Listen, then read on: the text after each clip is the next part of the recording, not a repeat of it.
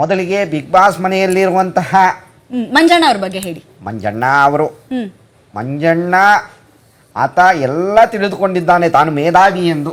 ಆದರೆ ಆತನೇ ಬಾವಿಗೆ ಬಿದ್ದಿದ್ದಾನೆ ಎಂದು ಅವನಿಗೆ ಗೊತ್ತಿಲ್ಲ.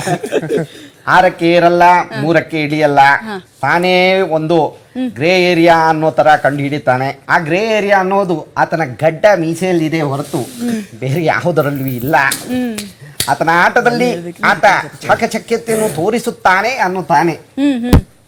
ಆದ್ರೆ ಕರ್ಮ ಅವನಿಗೆ ಬಂದು ಹೊಡೆಯುತ್ತದೆ. ಐಶ್ವರ್ಯ ಮನೆಮಗಳು ಅಂತ ಎಲ್ಲರೂ ಕರೆದ್ರು. ಹಾಗೆ ಮನೆಮಗಳು ಅಂತೇಳಿ ಬೊಂಬೆನೂ ಕಳಿಸಿಕೊಟ್ರು. ಈಗ ಮನೆ ಮಂದಿ ಎಲ್ಲ ಸೇರಿ ಆ ಬೊಂಬೆಯನ್ನ ಮತ್ತೆ ಮನೆಗೆ ಬಾ ಬೊಂಬೆ ಅಂತ ಕರೆಯುತ್ತಿದ್ದಾರೆ. ಬಹಳ ಎಚ್ಚರಿಕೆಯಿಂದ ಆಟ ಆಡಬೇಕು ಅಂತ ವೀಕ್ಷಕರ ಒಂದು ಕರೆಗಂಟೆ ತಲುಪಿದೆ. ಆ ಕರೆಗಂಟೆಯನ್ನ ಅರ್ಥ ಮಾಡಿಕೊಂಡ್ರೆ ಇನ್ನೂ ಚೆನ್ನಾಗಿ ಆಡಬಹುದು ಅಂತ. ಇಲ್ಲ ಅಂದ್ರೆ ಜೀವನ ಮುಚ್ಚೋ